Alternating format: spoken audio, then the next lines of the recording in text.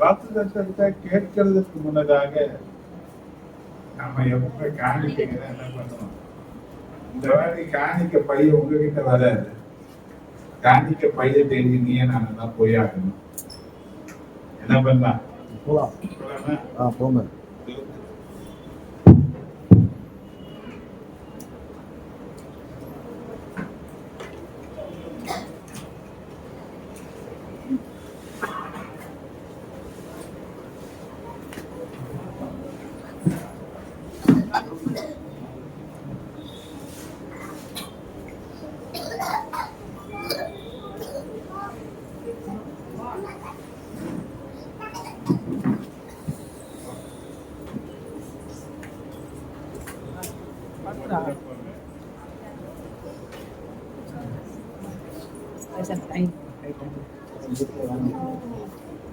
Dice la segunda.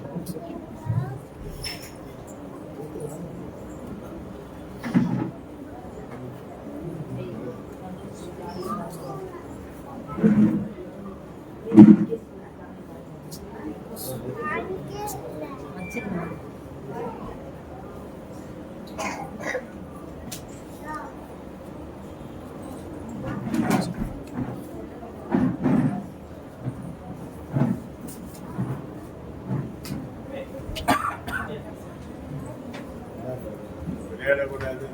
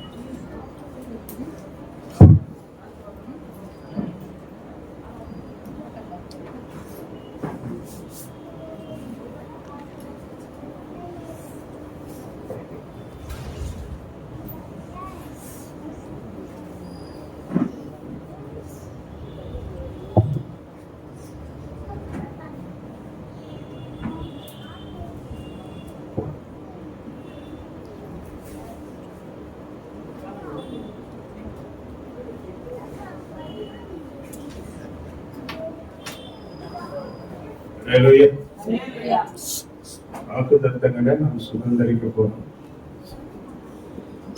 என்ன வாக்கு தத்தமா இருக்கும்? நீங்க ஜெபம் பண்ணி இருக்கிறீங்க. எத்தனை பேர் ஜெபம் பண்ணீங்க? வாக்கு தத்தம் ஜெபிக்கணும்.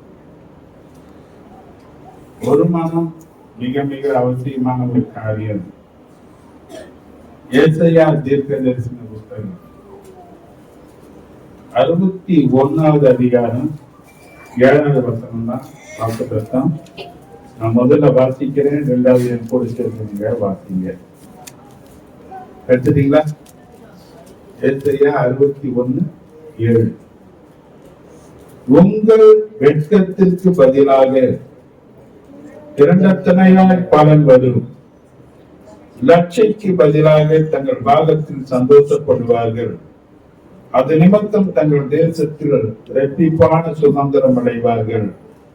நித்திய மகிழ்ச்சி அவர்களுக்கு தான். வாசிக்கலாமா? வாசிக்க. சுதந்திரிக்க. வெட்கத்திற்கு பதிலாக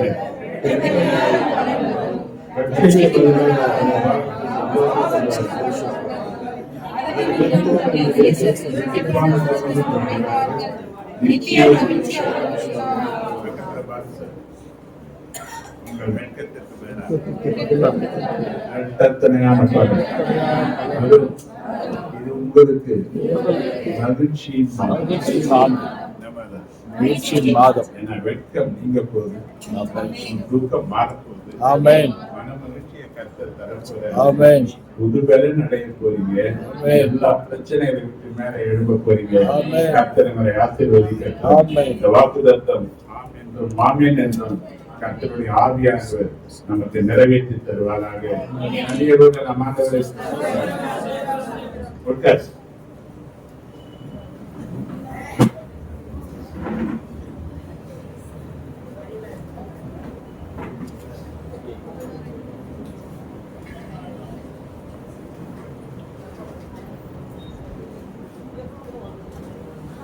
Hallelujah.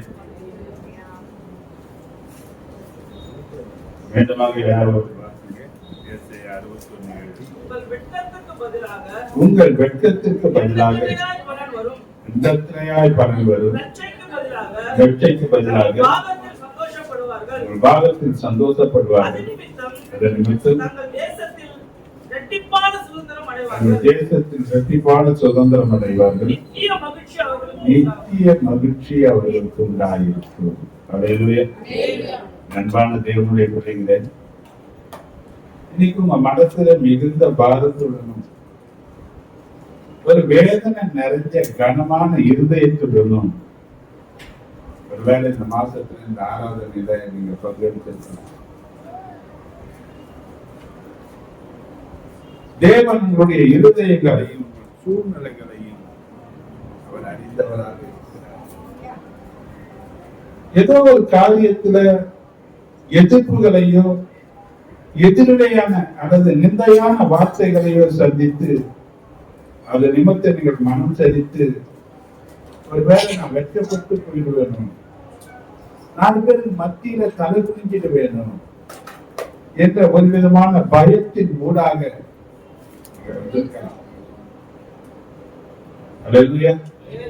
பலவிதமான வேதனைகள், பிரச்சனைகள் உங்களுடைய துக்கத்திற்குள் அது முழுகடித்து இருக்கலாம்.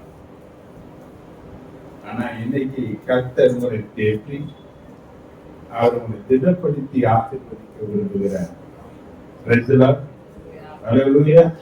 ஒருவேளை அநியாயமாக உங்களை குறித்து நிந்தை சொற்களை எதிரிகள் மூலமாக சத்து குற்றச்சாட்டுகளையும் எழுப்பி செய்யாத ஒன்றை செய்தேன் என்று சொல்லி அவமானப்படுத்துவதற்கு சில சத்துருடைய கிரியைகள் முயற்சிக்கிறார்.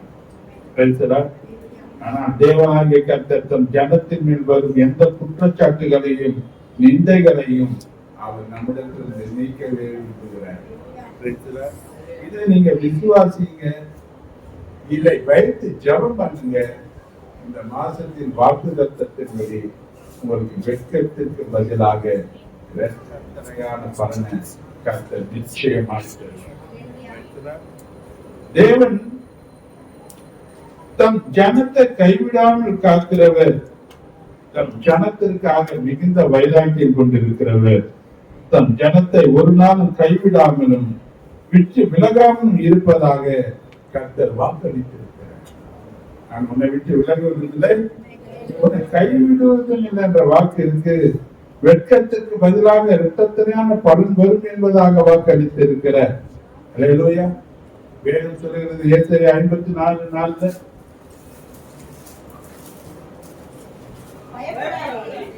நீ பயப்படாதே, நீ வெட்கப்படுவதில்லை, நானாதே, நீ லட்சை அடைவதில்லை. இது வாக்குத்தத்தம். நீ பயப்படாதே. இன்னைக்கு பயம் பெரிய சத்துருவா இருக்கு. பயம் போன மாற்றி இருக்கு. பயம் செயலற்றவனாக மாற்றிவிடும். பயம் மற்றவர்கள் மத்தியில நம்மளை கேலி பொருளாக மாற்றிவிடும். சாத்தானுடைய பெரிய போராயுதம் பயம்தான். சில பேர் என்ன பண்றாங்க, சில ஆசீர்வாதங்களை கட்டி சில விதமான வேதனைகளை கட்டமைத்துக் கொள்கிறார்கள் தன் வாழ்க்கையில். இந்த மாசம் இருக்கு, இவ்வளவு தேவைகள் இருக்கு, இவ்வளவு பிரச்சனைகள் இருக்கு, என்ன பண்ண போறேன்னு தெரியல, என்ன செய்ய போறேன்னு தெரியல, எல்லாருக்கும் மத்தியில நான் தலை ஊற்றி தான் நிக்கணும் போது காரி துப்ப போறாங்க, என்ன நீங்க என்ன பார்க்கதான் போறீங்க, இப்படி வார்த்தைகளை கட்டமைக்கிறாரு. வேதம் சொல்லுகிறது, நீ விசுவாசித்தபடியே உனக்கு ஆகும், நீ சொன்னபடிதான் உனக்கு நடக்கும். எதை மாத்திக்க. அப்ப தேவன் சொல்கிறார், நீ பயப்படாதே. உன் தேவைகள் உனக்கு பெரிதாக இருக்குமானால் அதை விட தேவன் உன்னை விட பெரியவளா இருக்கிறார்.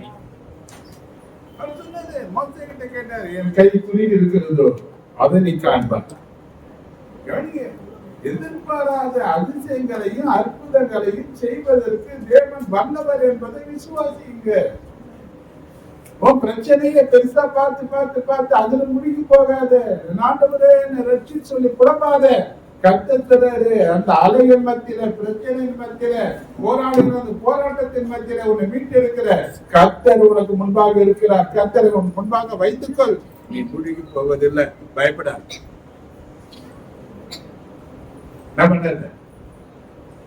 பயப்படாத, நீ வெட்கப்படுவதில்லை. லட்சை அடைவதில்லை.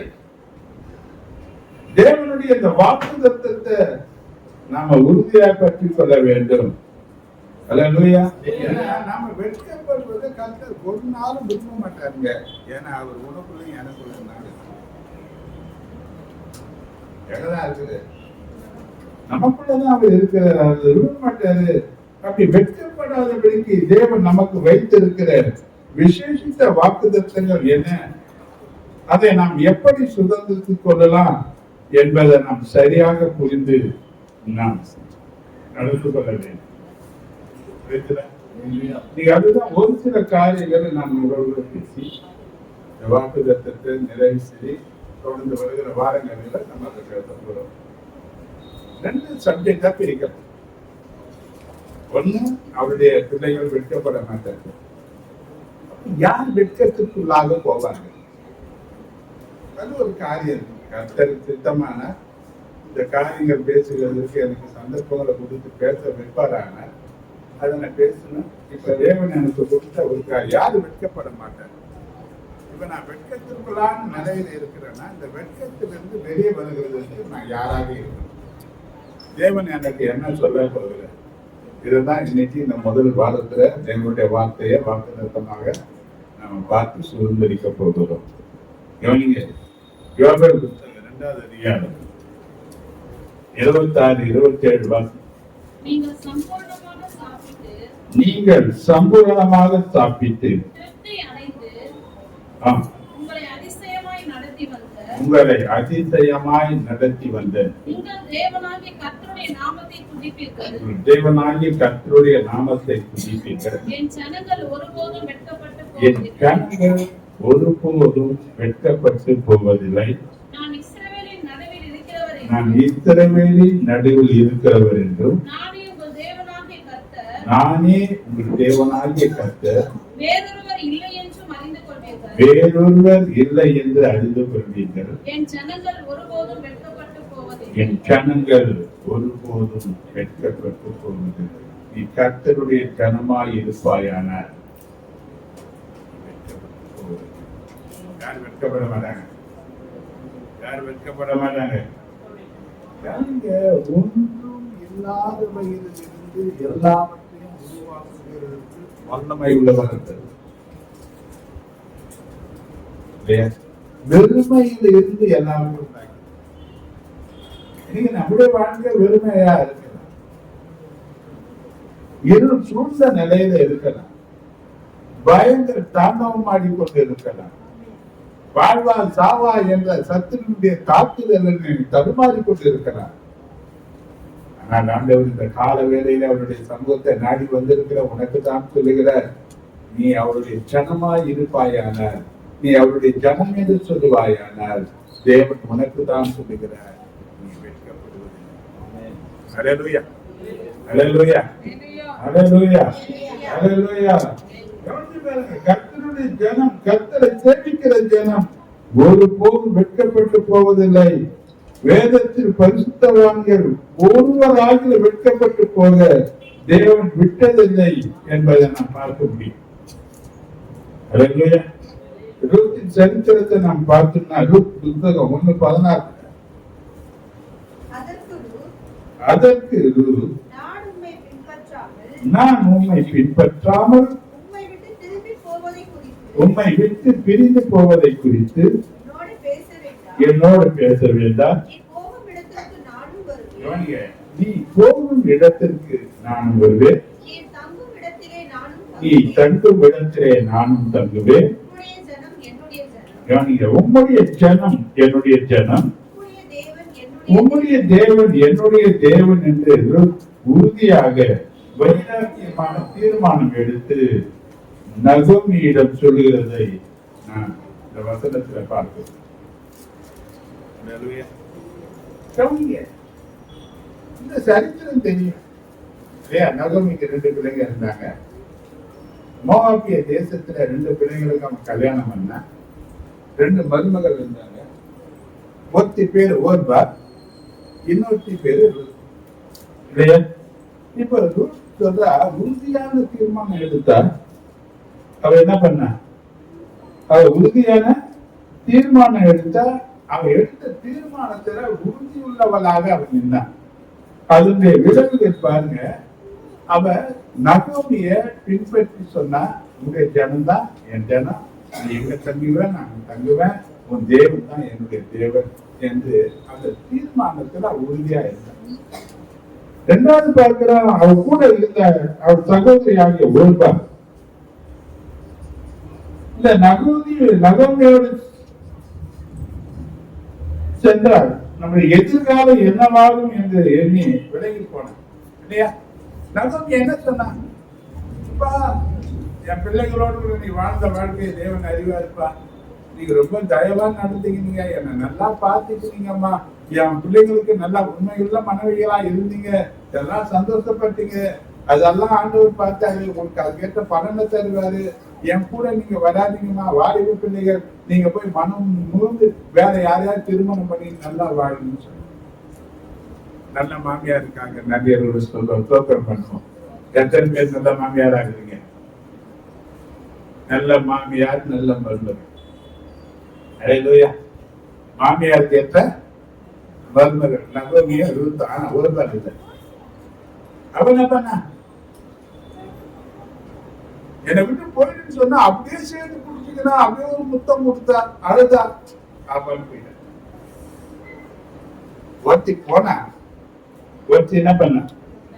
அல்லேலூயா, அல்லேலூயா. கர்த்தரை தெய்வமாக கொண்ட ஜனம் பாக்கியம் உள்ளது. கர்த்தருடைய ஜனத்தை தன் ஜனமாக தீர்மானித்து ரூத் உறுதியாக நின்றதை கண்டு அவள் வாழ்வை ஆச்சரியமாய் நடத்தி ஆண்டவர் மேன்மைப்படுத்தினதை அவர் சரித்திரத்தில் நாம் வாசிக்கிறோம்.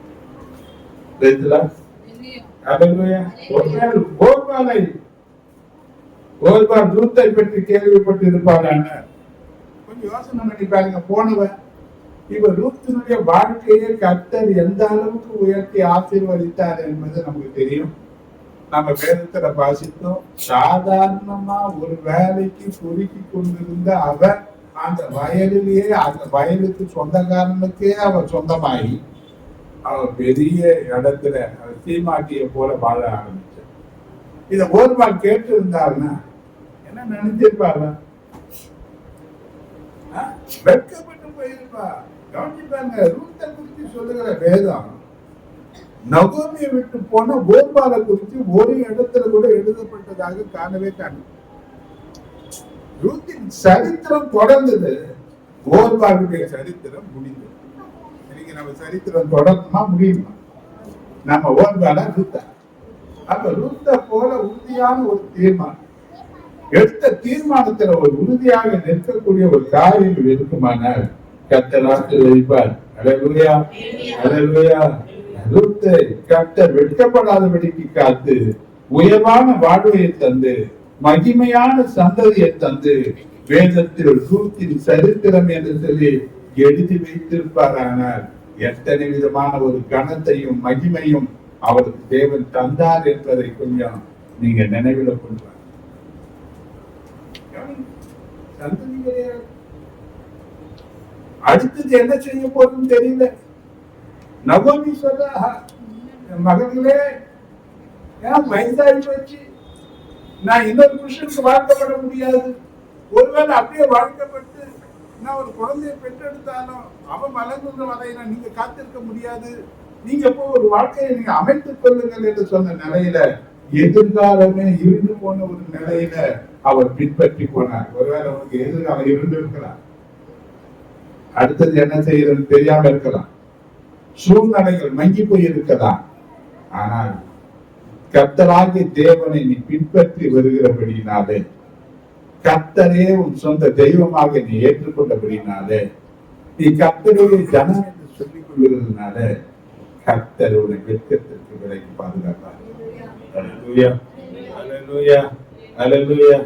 கவனிச்சு பாருங்க, மத்தியா 3:18 பாத்தீங்கன்னா,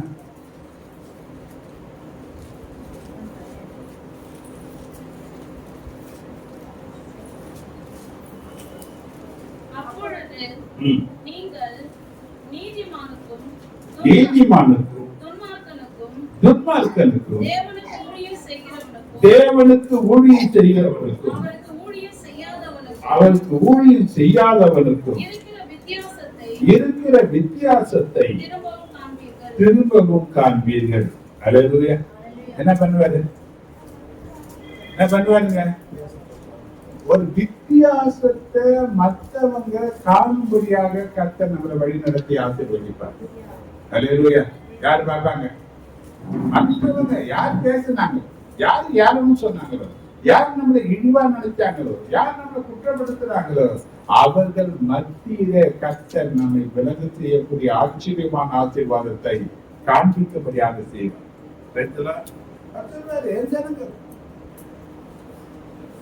நீங்க நாம சொல்றோம், உடையாட்சி வாயில போடுறான், பூமி வாயெல்லாம் என்ன பண்றான், அவனா நல்லா இருக்கிறாங்க, அவன் ஒரு நிமிஷத்துல அடிக்கிறதான ஒரு அழிவை கர்த்தர் அவனுக்கு கொண்டு வந்தார். ஆனால் நீதிமான் நித்திய அஸ்திவாரம் உள்ளவன் என்று சொல்லப்பட்டிருக்கிறார்.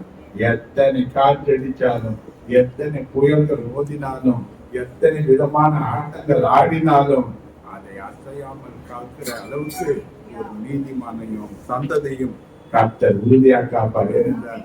அவர் சொல்கிறார், என் சனன். தேவன் உரிமை பாராட்டக்கூடிய ஒரு பெரிய ஆசீர்வாதம் என்னன்னா, தேவன் சொல்லுகிறது தான் என் சனன்.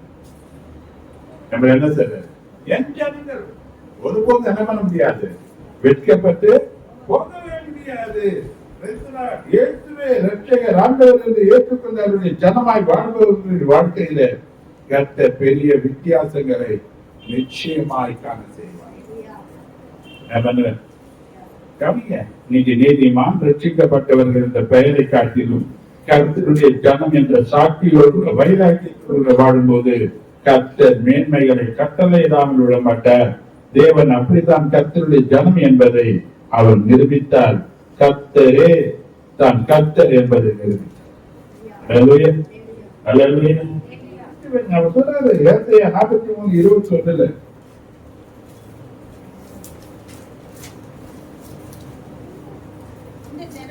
இந்த ஜனத்தை எனக்கென்று ஏற்படுத்தினேன், என் துதியை சொல்லி வருவார்கள். இந்த ஜனத்தை என்ன பண்ணுங்க, இன்னைக்கு நெருக்கம், பிரச்சனை, போராட்டம், வேதனை, பலவீனம் இப்படியே முடங்கி கிடையாது. சத்துருவனை முடக்கி வைக்க நினைக்கிறதுலே முடங்கி கிடக்காது. அவர் சொல்றாரு, இந்த ஜனத்தை எனக்கு ஏற்படுத்தினேன், இவர்கள் என் துதியை சொல்லி வருவார்கள். என்ன பண்ணணும்? தேவனை துதிக்கிறதற்கு நாம் மகிழ்ச்சி உள்ளவர்களாக காணப்படணும். நெருக்கங்களில, பிரச்சனைகளில, போராட்டங்களில, சத்தினுடைய பலவிதமான வேதனையான சூழ்நிலைகளில நீ கர்த்தரை துதிப்பாரு. கர்த்தர் எழுப்பட்டும், சத்துருக்கள் சிதறடிப்பாங்க. சங்கீதம் 68:1 நீங்க வாசிப்பாங்க.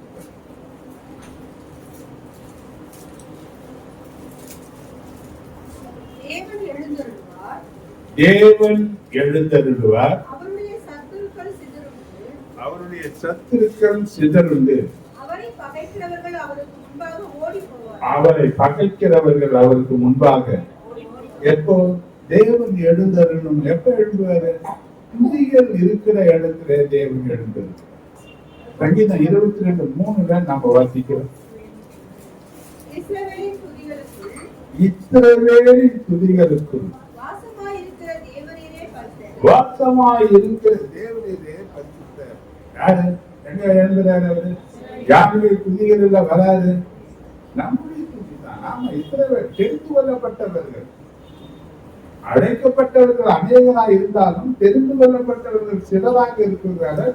சிலராய் இருக்கிற அந்த தெரிந்து கொள்ளப்பட்டவர்கள் நீங்களும் நானும் ஒருத்தர். நான் துதிக்கும் போது, நான் பாடும் போது தேவன் வராமல் இருக்க முடியாது, வருவேன் என்று வாக்குத்தத்தம் பண்ணினவர். தேவன் எழுந்தருள்வாரானால் உன் பிரச்சனை இருக்க முடியும். போராட்டமா எதுவும் வாய்க்கலையா? சத்துருக்கள் எழுதுறாங்களா? வேலைத்தளத்துல போராட்டமா? பலவிதமான நிலைகளா? உனக்கு வர வேண்டிய ஆசீர்வாதங்கள் வரலையா? அதெல்லாம் முன்ன வச்சு கர்த்தரை பாடி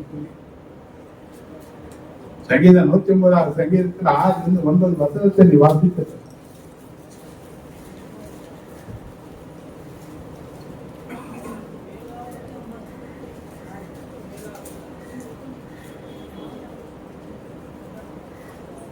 சங்கீதம் 149 6-9 வசனம். ஜாதிகளிடத்தில் பழிவாங்கவும் ஜனங்களை தண்டிக்கவும் அவருடைய ராஜாக்களை சங்கிலிகளினால் அவருடைய மேன்மக்களை இரும்பு விலங்குகளினாலே கட்டவும் எழுதப்பட்ட நியாய தீர்ப்பை அவருக்கு பேரிலே செலுத்தவும் அவர் வாயில் கர்த்தரை உயர்த்தும் துதியும் அவருடைய கையில் பட்டயமும் இருக்கும். இந்த கணம் பரிசுத்தவான்கள் யாவருக்கும் உண்டாகும். யாருக்கு உண்டாயிருக்கு இந்த கணம்? அவருடைய பரிசுத்தவான் யாரு? யார்தான்? 1000 பேர் 1000 சொல்றாங்க. வேதம் சொன்னாருங்க, நீ பரிசுத்தவான். நீ துதிக்கும் போது தேவன் நியாய தீர்ப்பை ஆரம்பிப்பார். நீ துதிக்க ஆரம்பிக்கும் போது தண்டிக்க வேண்டியவங்களை தண்டிப்பார், நியாயம் தீர்க்க வேண்டியவர்களை என்ன பண்ணுவாரு? அப்போ இன்னைக்கு நாம செய்ய வேண்டிய காரியத்தெல்லாம் கர்த்தர் செய்யணும்னு நினைப்பீர்களானால் அந்த பிரச்சனைகளின் மத்தியில கர்த்தரை உயர்த்தி கணக்கு அவரை உயர்த்துங்க. எந்த மனுஷனையும் உயர்த்த வேண்டிய அவசியம் கிடையாது. யாரையும் நீ தூக்கி வைக்க வேண்டிய அவசியம் கிடையாது. கர்த்தரை நீ உயர்த்த உயர்த்த உயர்த்த நீ உயர்த்தி இருப்பார். அவர் சொன்னார், முதல்ல நான் சொன்னேன், அவரை கனம் பண்ணுவாயானால் உன்னை அவர் கனம் பண்ண. எது முக்கியம்? அவர் பண்றதா நான் பண்றதா? கர்த்தரால கனத்திற்குரிய கனமுரிய ஒரு மனுஷனாக நான் மாற வேண்டும்னா எந்த அளவுக்கு கர்த்தரை நான் கனம் பண்ணணுமோ அந்த அளவுக்கு கனம் பண்ணுங்க. அவரை கனம் என்ன பண்ணாரு? யாருடைய வாக்கு மாறாதது. சொன்னபடியே செய்வாரு. அப்ப அவர் சொன்னபடி நான் செய்கிறேனா என்பதுதான் எனக்கு முன்ன இருக்கிற ஒரு காரணம். அவர் சொன்னபடி நான் செய்துட்டேன்னா, நீங்க சொன்னபடி நான் செய்தேன்னா சரி, நான் சொன்னபடி நான் ஆசை. இதுதான் தேவனுடைய காரியம். ஒரு நிபந்தனை, ஒரு அக்ரிமெண்ட், உடன்படிக்கை. அது தேவன் எப்பொழுதும் நம்மளோடு வைத்துக் கொண்டே இருக்கிறார். நீ தேவனுடைய ஜனமா இருப்பாய் என்னால் நீ வெட்டப்படுவதில்லை. நீ கர்த்தரை உன் நடுவில் எழும்ப பண்ணிக் கொள்வாயானால் உன் சத்துருக்கள் சிதறடிக்கப்பட்டு போவதை பார்ப்ப. அவர் எப்படி எழுந்தருளை பண்ணுவது என்றால் அவரை உன் தேவைகளின் மத்தியில, உன் குடும்பத்தின் நடுவில், உன் பிரச்சனைகளின் மத்தியில கர்த்தரை அல்லேலூயா. 1 பேதுரு 2:9 பார்த்தீங்கன்னா,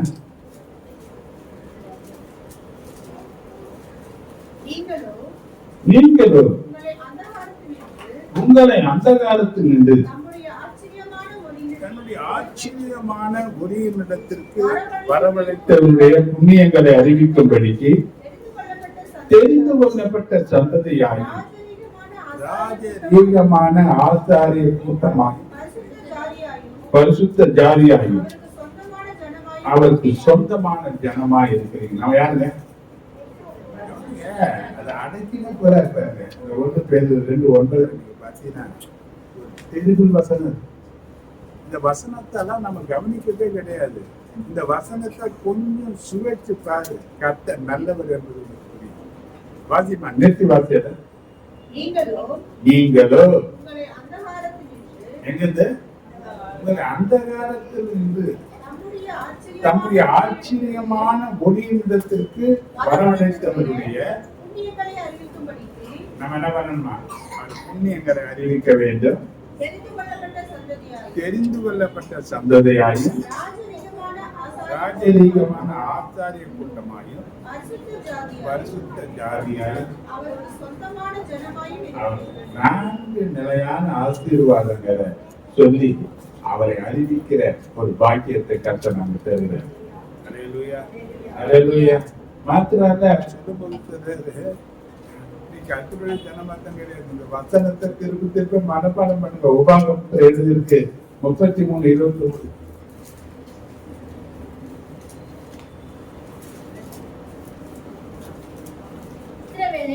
இஸ்ரவேலே, நீ பாக்கியவான், கர்த்தரால் ரட்சிக்கப்பட்ட ஜனமே. உனக்கு ஒப்பானவன் யார்? சகாயம் செய்யும் கேடகமும் மகிமை பொருந்திய பட்டயமும் அவரே. உனக்கு இச்சகம் பேசி அடங்குவார்கள். யார் மேடு யார் மிதிக்கும்? யார் மிதிக்குதுங்க? யார் மிதிக்குது? என்ன புரியல நமக்கு? கர்த்தரால் ரட்சிக்கப்பட்ட ஜனமே, நீ யாரு? கர்த்தரால் ரட்சிக்கப்பட்ட ஜனம் தானே. அப்ப அவர் சொல்றாரு, உனக்கு ஒப்பானவன் யாரு? உனக்கு ஈக்குவல் யாரு? யாருங்க ஈக்குவல்? புரியுதா உனக்கு வசனம்? நீ என்ன புரியல நமக்கு? நமக்கு இணையாக யாரையும் நிற்க முடியாது. தேவன் என்ன எப்படி வச்சிருக்கிறாருன்னா, உனக்கு இணையானவன் ஒருவனும் கிடையாது. உன் சத்துருக்கள் உனக்கு இச்சகம் பேசி அடங்கி போவார்கள். அவர்கள் மேடுகளை மிதிக்கக்கூடிய அதிகாரத்தை தான் பிள்ளைகளுக்கு தான் தேவன் தருகிறார். தேவனுடைய ஜனமா இருந்தா உனக்கு இறையான யாருன்னு இல்ல.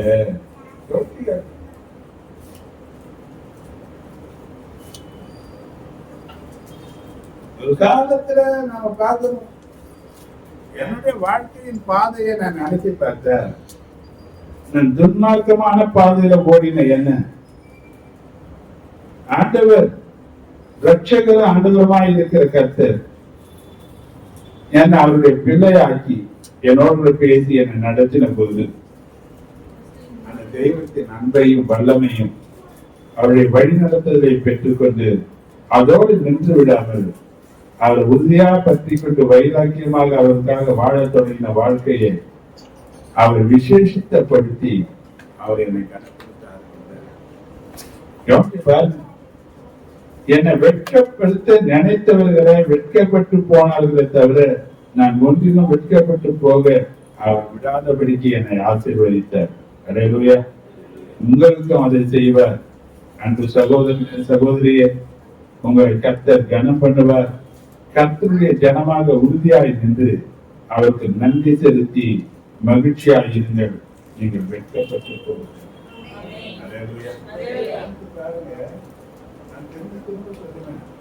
நான் பல இடத்துல சொல்லி இருக்கிறேன். நான் மாறிலிருந்து வந்தவன் கிடையாது. எல்லாருக்கும் தெரியும். பதில் கேட்டா யாரை கேட்டாலும் சொல்லுவாங்க. அல்லேலூயா. ரொம்ப மோசமான நிலையில இருந்து ஒரு பக்தி உள்ளவனாகவும் வாழ்ந்தவன் கிடையாது. நான்லாம் பேசல. ஆனால் ஆண்டவர் முற்குறித்த அந்த குறிப்பு உன்னை முற்குறித்த எபேசியர் 1:4 நீ பார்த்தீங்கன்னா நமக்கு முன்பாக அன்பிலே பரிசுத்தம் உள்ளவர்களும் இல்லாதவர்களுமாய் இருப்பதற்கு அவர் உலக தோற்றத்திற்கு முன்னே எங்க தெரிஞ்சுக்கினாரு? கிறிஸ்துவுக்குள் நம்மை தெரிந்து கொண்டபடியே நம்மள தெரிந்து கொண்டாரு. யாருங்க தெரிந்து கொண்டது? யோவான் 15:14 சொல்றாரு,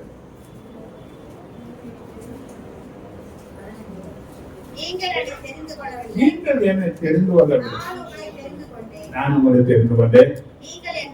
நீங்கள் என் நாமத்தினாலே பிதாவை கேட்டுக்கொள்வது எதுவோ அதை அவர் உங்களுக்கு கொடுக்கத்தக்கதாகவும் நீங்கள் போய் கனி கொடுக்கத்தக்கதாகவும் ஒரு கனி நிலைத்திருக்கும் நான் உங்களை ஏற்படுத்தினேன்.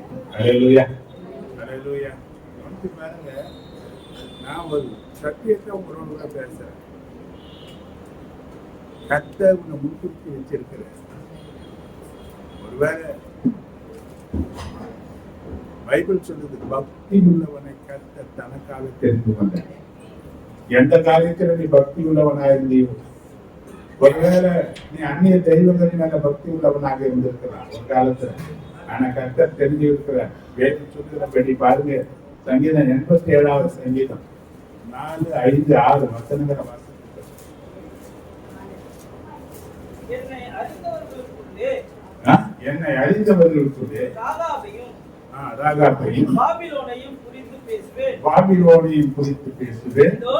இதோ பெலிஸ்தரிலும் சீரியரிலும் எத்தியோப்பியரிலும் கூட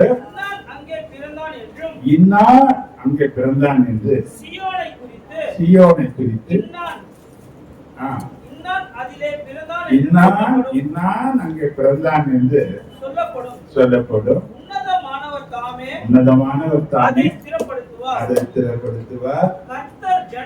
கர்த்தர் ஜனங்களை பேர் எழுதும் போது இன்னான் அதிலே பிறந்தான் என்று அவர்களை தொகையிடுவார். யார் பேர் எழுது? அது அவர் தெரிந்து கொண்டிருக்கிறார். அவர் முன்குறித்தார், அவர் அழைத்தார், அவர் நீதிமான் ஆக்கினார், அவருடைய மகிமைப்படுத்துவார். வாசித்து பாருங்க, ரோமர் 8வது அதிகாரம் 29-30.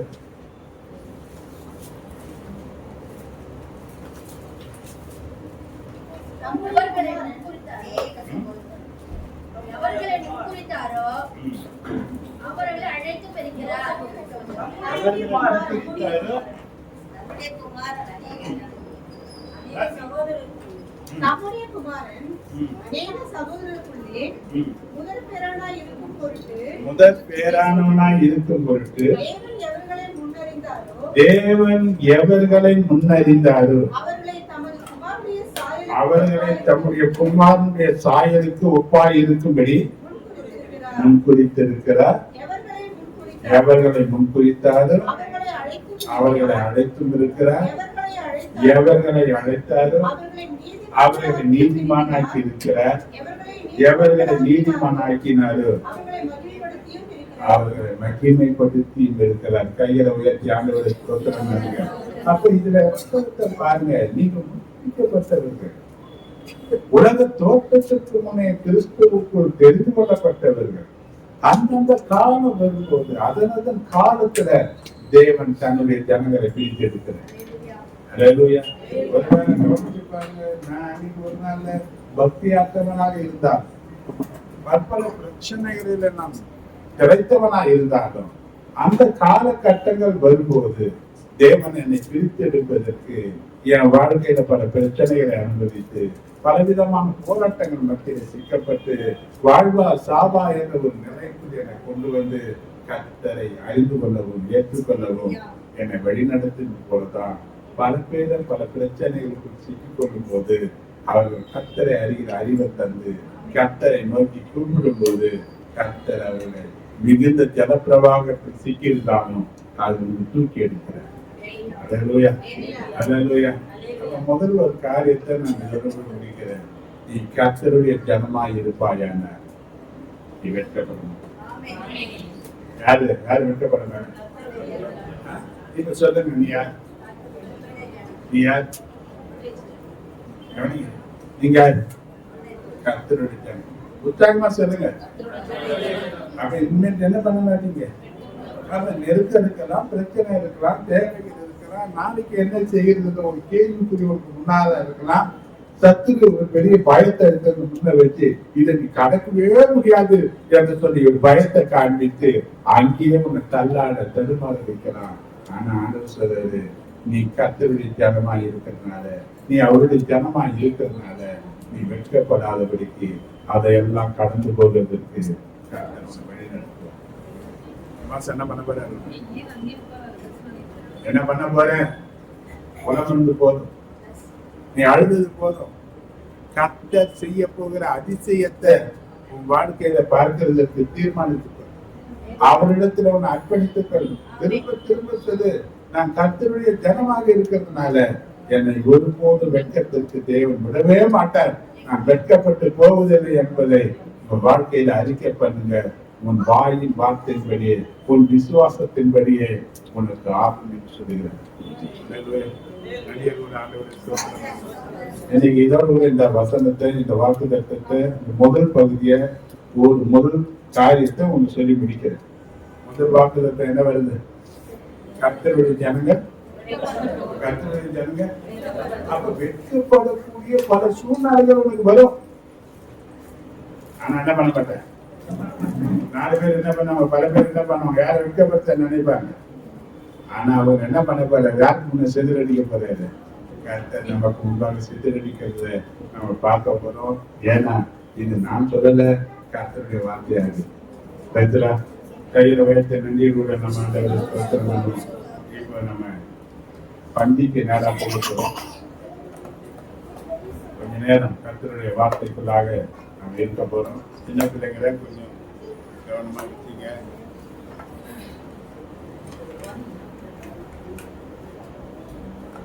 நீங்க ஒன்னா சேரக்கூடாதுன்னு சொன்னேன் நான்.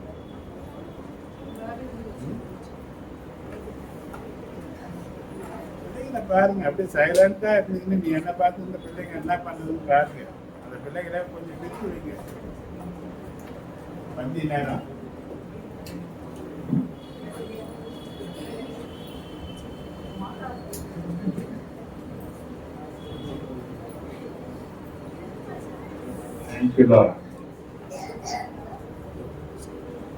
அதிகமா நேசிக்கிறேன். நல்லா இருந்தது. சமூகத்தினை தாழ்த்துகிறோம். தயை பெரியதானது.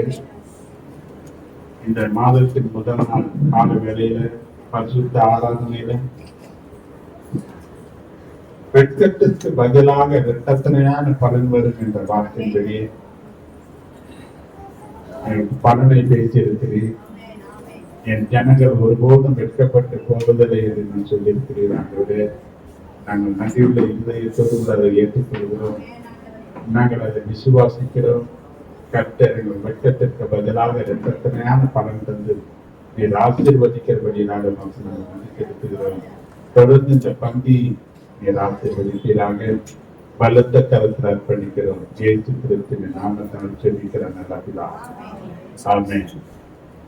1 கொரிந்தியர் 11வது அதிகாரம் 23, 24, 25.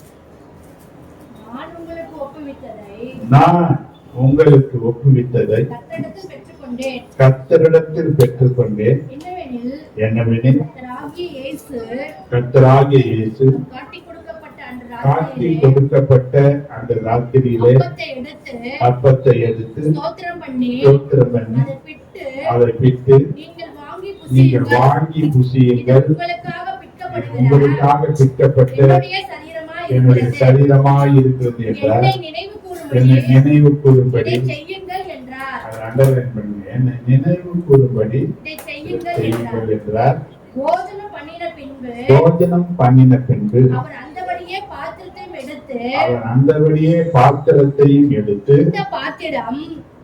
இந்த பாத்திரம் ரத்தத்தினாலாகிய புதிய உடன்படிக்கையாய் இருக்கிறது. நீங்கள் இதை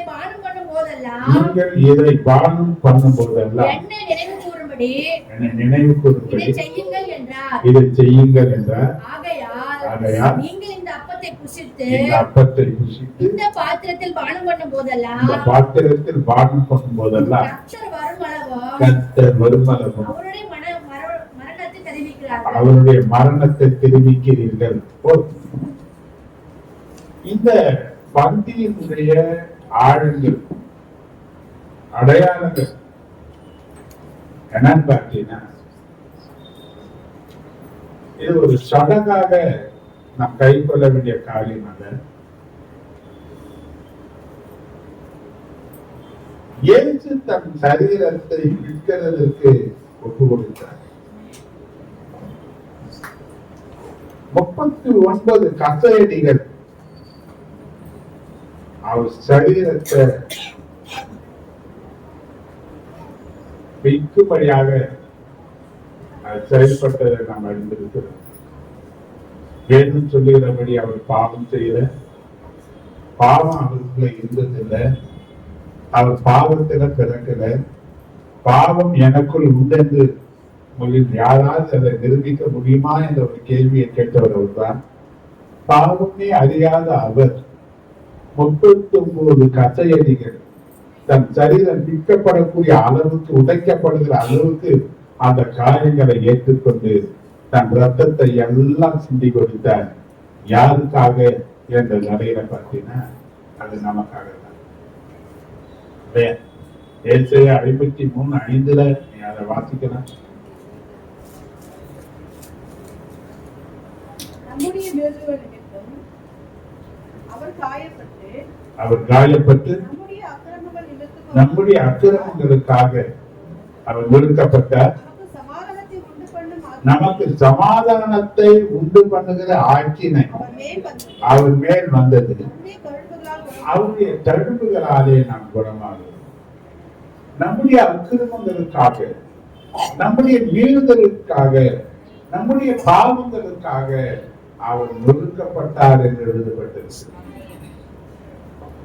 இந்த பந்தியில பங்கெடுத்து அந்த சரீரமாகிய அப்பத்தையும் அவர் சிந்தின ரத்தமாகிய அந்த ரத்தத்தையும் அடையாளப்படுத்தி இதுல பங்கெடுக்கிற வந்திருக்கிற நமக்கு இன்றும் அவர் சரீரம் சிக்கப்பட, அவர் ரத்தம் சிந்தப்பட என்னுடைய மீறுதல்கள் காரணமாக இருக்கிறதா, என்னுடைய பாவம் காரணமாக இருக்கிறதா, என்னுடைய அக்கிரமங்கள் அதற்கு ஒரு காரணமாக இருக்கிறதா என்பதை நாம் நினைவு கூற வேண்டும் என்று சொல்லி தேவன் சொல்லுகிறார்.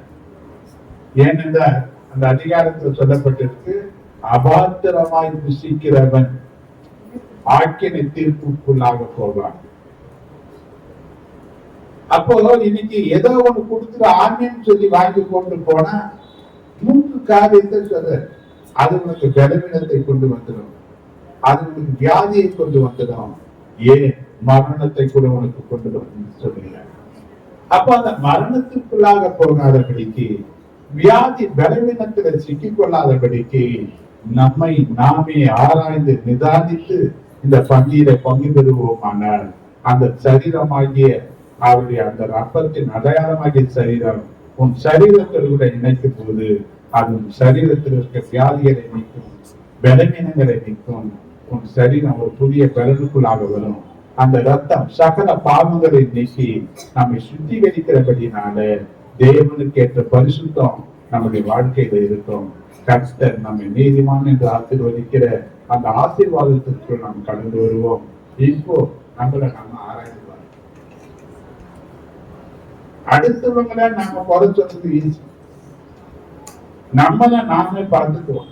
ஏன்னா நம்மளை பத்தி நம்மளுக்கு தான் என்ன மீறுதல்கள் இருக்கு, என்ன பாவம் இருக்கு, என்ன அநியாயம் நம்ம கிட்ட காணப்படுது. எதுவா இருந்தால் 1 யோவான் 1:9 வசனத்தை வாசித்து, நம்முடைய பாவங்களை நாம் அறிக்கையிட்டால் பாவத்தை நமக்கு மன்னித்து எல்லா அநியாயத்தையும் நீக்கி நம்மை சுத்திகரிப்பதற்கு அவர் உண்மையும் உள்ளவராய் இருக்கிறார். நாம் பாவம் செய்யவில்லை என்போமானால் நாம் அவரை பொய்யராக்குகிறோம், அவருடைய வார்த்தை நமக்குள்ளார். நீதிமொழிகள் 28:13.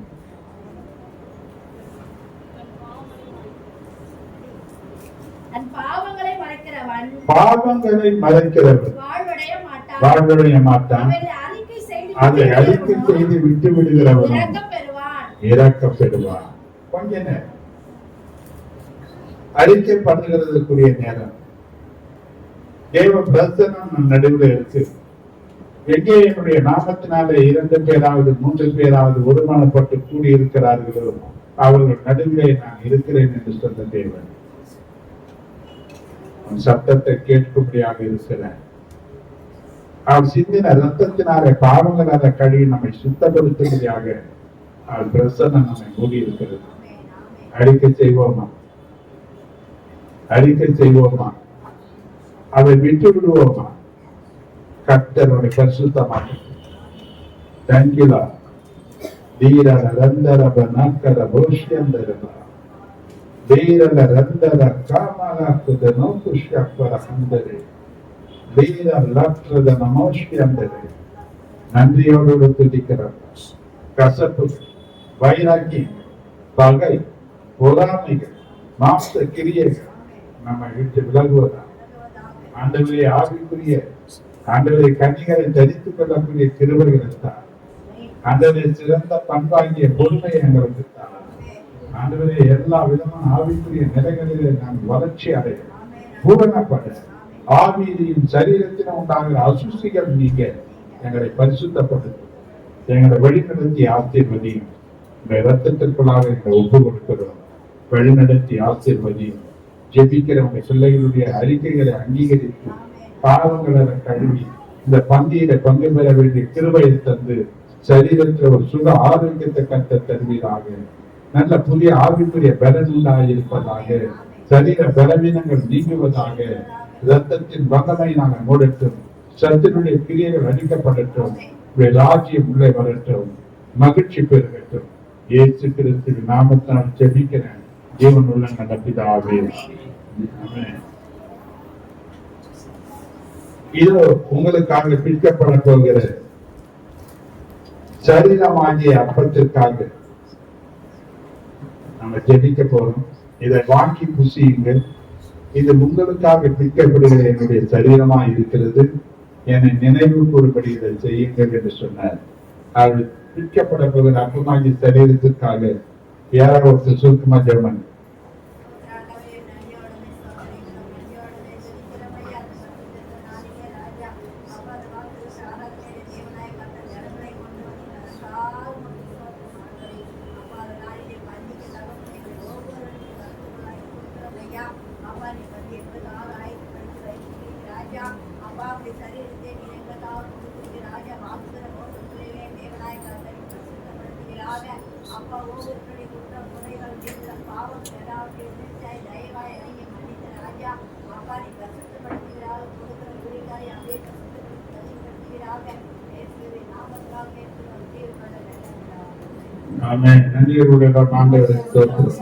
இது உங்களுக்காக எனக்காக பிடிக்கப்படுகிற ஆண்டவராக இயேசு கிறிஸ்துவின் சரீரமாக இருக்கிறது.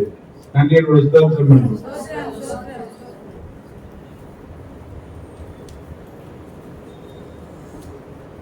அப்படியே அவர் பாத்திரத்தையும் எடுத்து, இது என் ரத்தத்தினாலாகிய புதிய உடன்படிக்கையாய் இருக்கிறது. இதில் பானம் பண்ணும் போதெல்லாம் என்னை நினைவு கூறும்படி இதை செய்யுங்கள் என்று சொன்னார். எனக்காக உங்களுக்காக சிந்தப்பட்ட அவருடைய ரத்தத்திற்காக யாராவது சுருக்கமா ஜெபம்.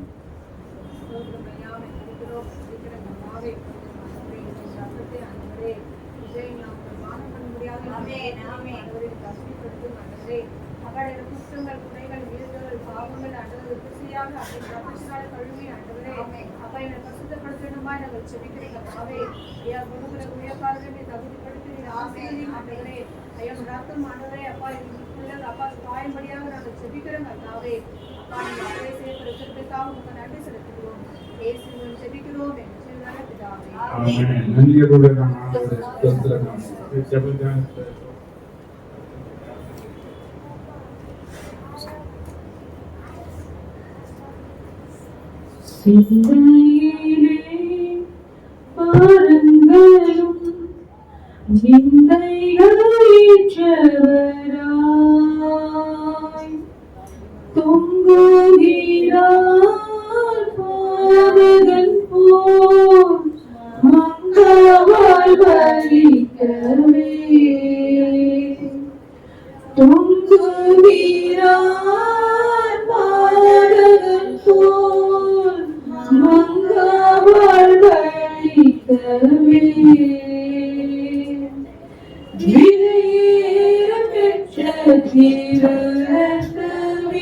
அவர் விழாவில் நின்று பாயும்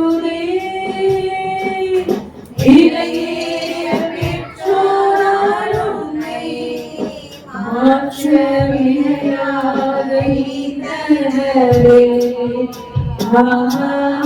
விலையேற பெற்றோராய் உன்னை மாற்ற விலையாக ஈந்தனரே.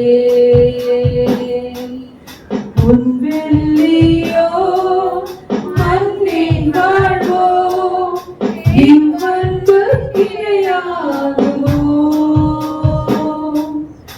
அன்னையிலும் அன்பு வைத்தே தன் ஜீவனை ஈந்தாரே. அன்னையிலும் அன்பு வைத்தே தன் ஜீவனை ஈந்தாரே. விலையேற பெற்ற திரு ரத்தமே ஆவலிலாவென்று பாருமே. விலையேற பெற்றோராய் உன்னை மாற்ற விலையாக ஈந்தனரே. விலையேற பெற்றோராய் உன்னை விலையாக ஈந்தனரே. எங்களுக்காய் கல்வாரியில் இந்த பாடுகள் பற்றி தந்தையும் அன்பினையே சிந்தித்து சேவை செய்வே. தந்தையும் அன்பினையே சிந்தித்து சேவை செய்வே. விலையேற பெற்ற திரு ரத்தமே ஆவலிலாவென்று பாருமே. விலையேற பெற்றோராய் உன்னை மாற்ற விலையாக ஈந்தனரே. விலையேற பெற்றோராய் உன்னை மாற்ற விலையாக ஈந்தனரே. மனுஷனை நினைக்கவும் அவனை விசாரிக்கவும் மண்ணிலவன் இம்மாத்திரம் மன்னரும் தயவே. மண்ணிலவன் இம்மாத்திரம் மன்னரும் தயவே. விலையேற பெற்ற திரு ரத்தமே ஆவலிலாவென்று பாருமே.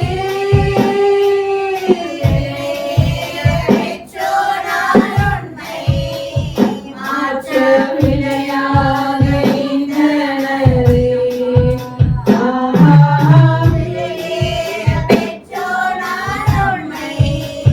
மாற்ற விலையாக ஈந்தனரே. சிந்தையிலே பாருங்களும் நிந்தைகளேற்றவரா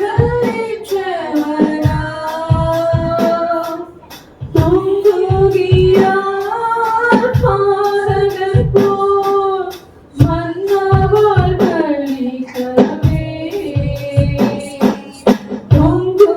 தொங்குகிறார் பாதகர் போல் மன்னவாள் பலிக்கவே. விலையேற பெற்ற திரு ரத்தமே ஆவலிலாவென்று பாருமே. விலையேற பெற்றோராய் உன்னை மாற்ற விலையாக ஈந்தனரே. விலையேற பெற்றோராய் உன்னை மாற்ற விலையாக ஈந்தனரே.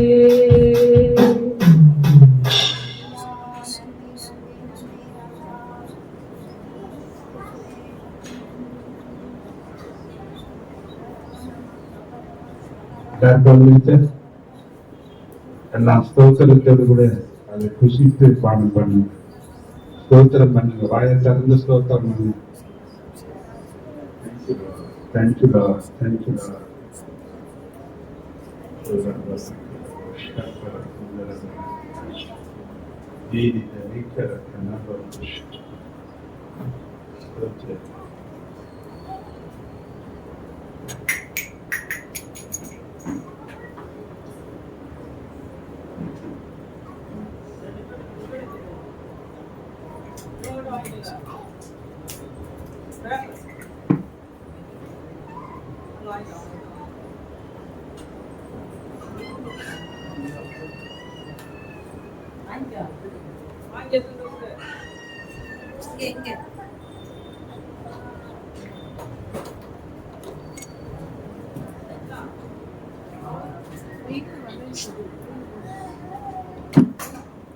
நன்றியோடு நாம் ஆண்டவரை ஸ்தோத்திரம்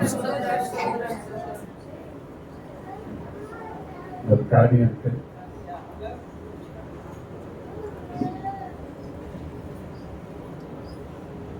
இந்த டிபன் காரியங்கள் முதல் வாரம் மட்டும் வச்சிருக்கலாம் சொல்றாங்க. நீங்க என்ன சொல்றீங்க? முதல் வாரம்னா மாசத்துல ஒரு வாரம் மட்டும் வைக்கிறாங்க. எல்லா நாளும் எல்லாம் அதுல பங்கெடுக்க முடியாததுனால முதல் வாரம் இந்த ஆளுக்கு ஒவ்வொன்று என்ன பண்ணலாம், ஒரு மாசம் ஒருத்தருன்னு எடுத்துக்கீங்க, நல்லதா செய்யுங்க. தொடர்ந்து இந்த காரியம் இருக்கணும், ஆனா அது நிறைய நெருக்கமா இருக்கிறதுனால எல்லாரையும் கட்டாயப்படுத்த முடியாது. இந்த காரியத்தை நீங்களே தீர்மானிச்சுங்க. முதல் வாரம் அடுத்த வாரம்னா ஏன்னா அதை நம்பி அதை செயல்பட முடியல என்பது தான் வருத்தத்தோடு சொல்ற கற்ற இந்த காரியத்துல நமக்கு தயப்பாரான்னு வராங்க. நன்றியோட நம்ம ஆண்டவர் தேவ பிரசன்னத்துக்காக நன்றியோட இன்னும் அப்பமும் ரசமும் நிறைய இருக்கு. ஜனங்களை கர்த்தர் திரளாய் தரணும்.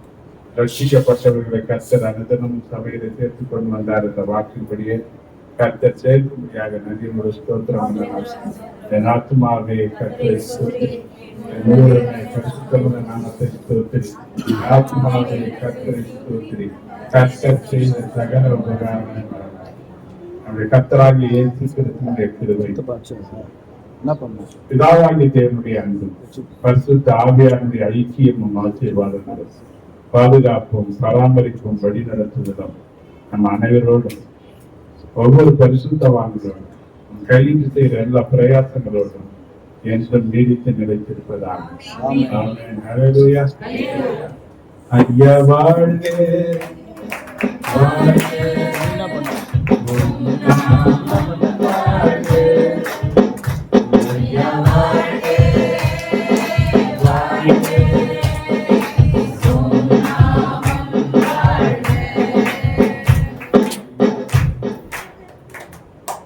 Thank you, Lord. Hallelujah. Hallelujah. உன்னதத்தில்